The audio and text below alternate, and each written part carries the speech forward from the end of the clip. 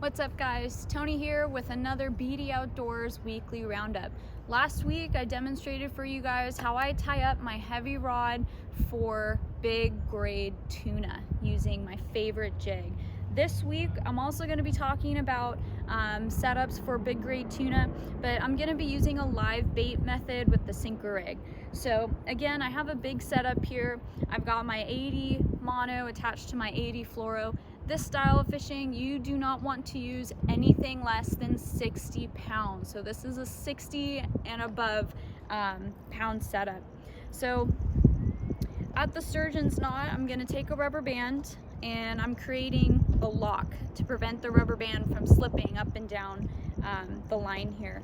Then you're just going to pass the rubber band through the weight,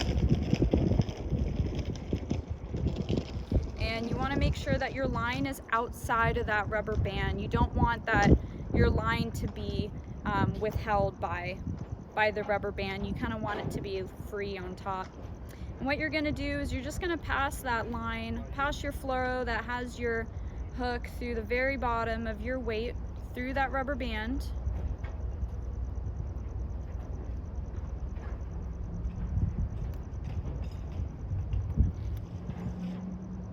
So that it's flush like this. So with this style, you're not going to be dropping it down fast like you would a flat fall or a knife jig.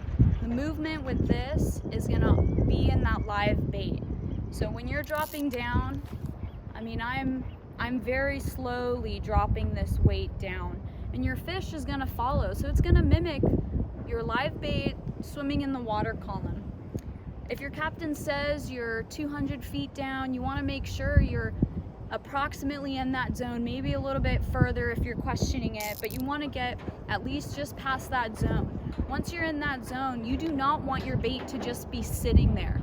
This is a very active style of fishing where you're moving your bait up and down in the water column. And most of the time with this setup, you're getting bit on the way up, on the retrieve. So when I'm reeling up, I mean, it's very slow. It's a very slow movement, and your fish is going to be mimicking coming up in the water column. So kind of simulates the environment that they're in. And of course, once your bait's all the way up at the top, you want to get a new bait and practice that same movement, just very slow up, very slow down. And that's going to be pretty successful with this style of fishing.